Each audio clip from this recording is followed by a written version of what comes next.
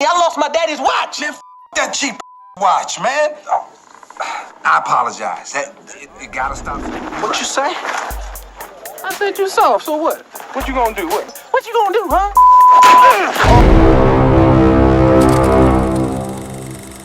Check it out. Life is a funny drama about the paradox of giving people time while simultaneously taking it away.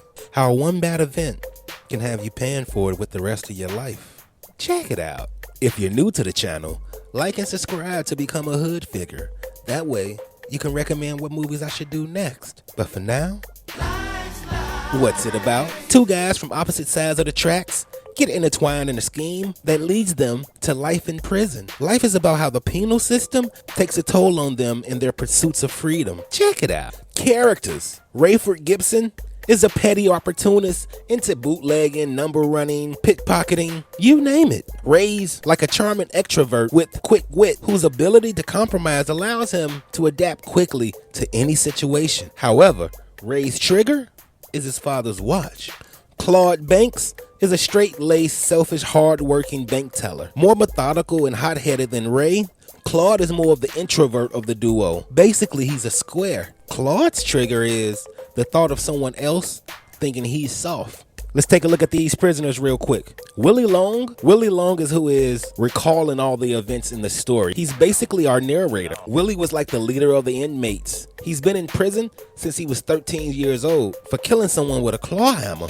Radio? Well, Radio talked a lot, and obviously he kept a radio to keep in touch with the outside world, listening to sports and news broadcasts and reporting it back to the other inmates. Radio was in jail for striking his sister with an axe. Cookie was the prison chef. Not sure what got him in, but before Ray and Claude, he was the last to try to escape. Pokerface killed Amal Santa and was just as illiterate as the other inmates. Goldmouth was a big fan of Cookie's cornbread. He was pretty much like a prison enforcer. Biscuit was the queen of the yard. For the most part, he provided most of the feminine energy enjoyed by some of the fellas. Don't think he's soft though. Biscuit was in for going Hannibal on his landlord. Jingle Leg was probably the funniest and my favorite inmate. You definitely could consider him an incarcerated jester. Jingle Leg was a frequent companion of Biscuit, and he was among the silliest inmates. His name alone is a dig joke. He was in for somehow poisoning his parents. Can't Get Right came to prison about 20 years after Ray and Claude. Can't Get Right was a mute they treated as developmentally delayed. Although pretty slow, Can't Get Right had the best stint in prison. There, most of the prisoners took care of him. He knocked up the superintendent's daughter. Then he got drafted to the Negro Leagues, which removed him from prison. But controlling them all as a sort of master, I guess, was Sergeant Dillard.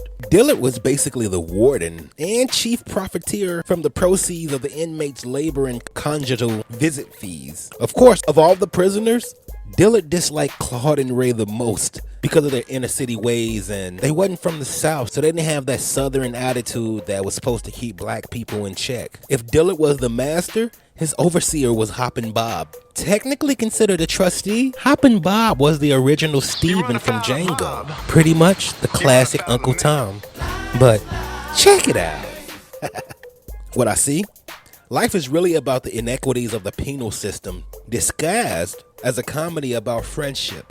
Life is not your typical story of an odd couple being forced together who become buddies. Here, two reluctant strangers are forced together to do life in prison, pretty much from 1932 to the late 1990s. This has to be among the top 5 prison movies there is. From the wrongful convictions of these men to their many escape attempts, to me, this is our Shawshank Redemption, mixed with humor to lighten the heaviness of the film's message. We'll get to that later.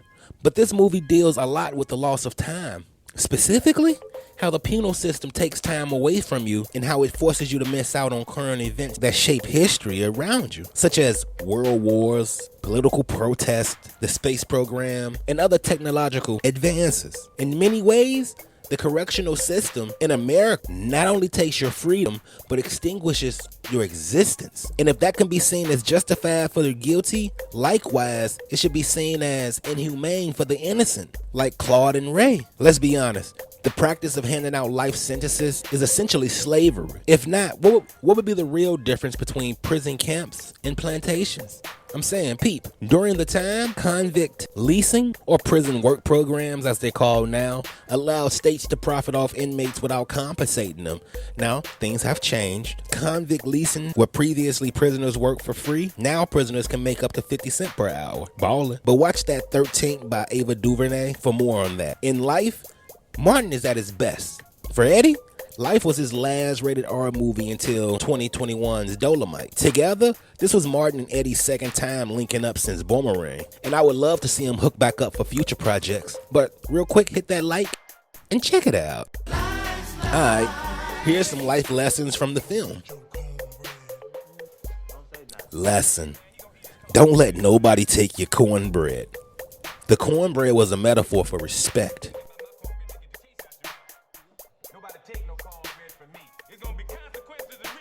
Lesson: you gotta dream of better conditions when times are hard to see your way through it. Lesson: don't ever give up hope. Even when you feel defeated, never give up on your goals. Lesson: slow doesn't mean stupid. Look, it can't get right. If you're from out of town, be careful playing with locals. But I guess you live and you learn. Hopefully before life is over. Check it out. When you see it, like I said, this movie is disguised as a friendship film on the ups and downs of being pals in prison. However, Claude and Ray wouldn't have been acquaintances had it not been for prison. That's why their friendship went through so many phases. But it wasn't until they got over themselves that they actually became true friends. The true value of this movie is how it covered critical themes that needed to be addressed. From Uncle Tom's, with the example of Hoppin' Bob, institutionalization with Django Leg, the comparison between slavery and the penal system via convict leasing, and how race in America can lead to false imprisonment. Not to mention, maybe accidentally, this film covered the feeling of homosexual alienation with the example of Biscuit's anxiety over being released. When you see it, Ray and Claude made at least 4 attempts to avoid life before they succeeded. Yeah, ended up doing 60 years in prison.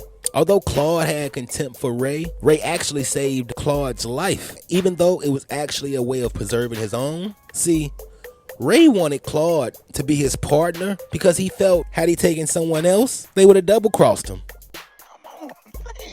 But hold up, let's go back to Biscuit for a minute.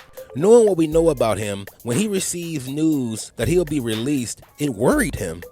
On the surface, because he was a gay dude in the late 40s, but his theory, I felt, was based on being institutionalized. And when you compare it, Biscuit expressed the same feelings as Brooks from Shawshank. His concern was more about how he would adjust to society, more than fears of society accepting him. By the way, those white-only pies represented how exclusion due to racism can drive you insane. And while you got me talking, the police misconduct in the film, like in real life, is reinforced by racism as well. The harsh reality is, policing in the South started with fugitive slave patrols. Perhaps the best part of prison, if there could be one, would have been the conjugal visits. Did you know those visits was permitted for only 3 reasons?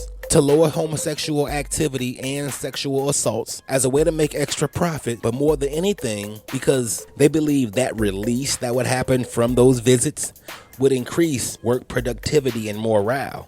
They wasn't giving you conjugal visits because they liked us. It was because those visits produce more out of us.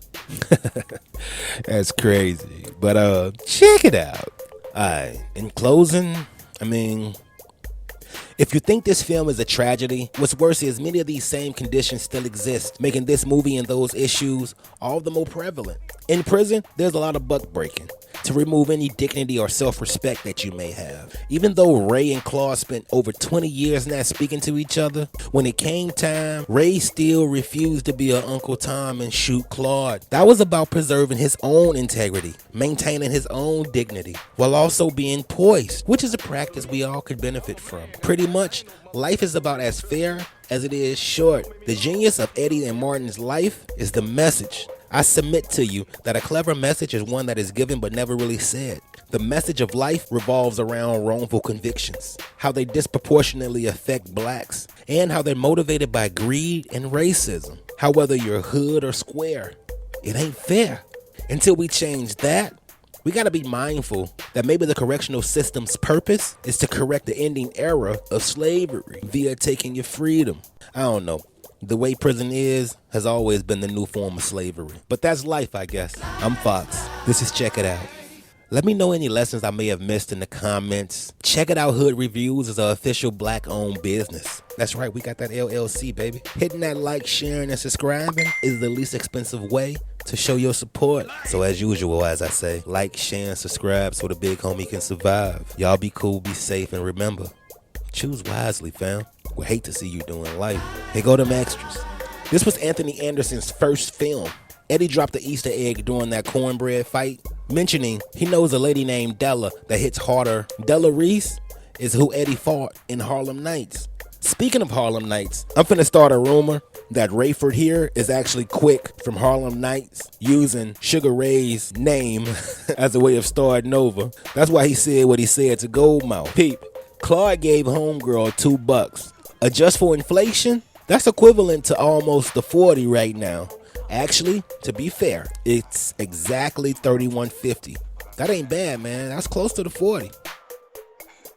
To y'all, which escape attempt was your favorite? And to my hood figures with businesses, in all seriousness, in the spirit of Claude Anderson, reach out if you like your product sponsored here.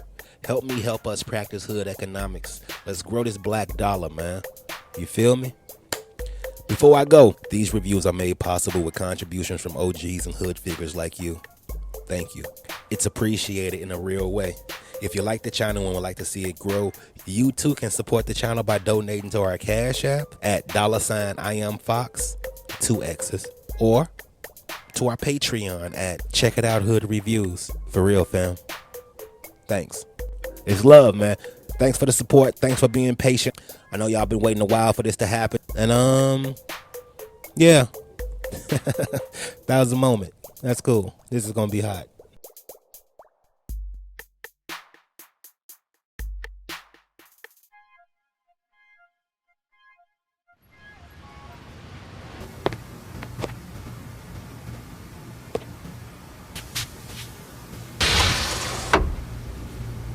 Forgive me, Father, for I have sinned. I sent 2 men to jail for life for a crime they didn't commit. Life?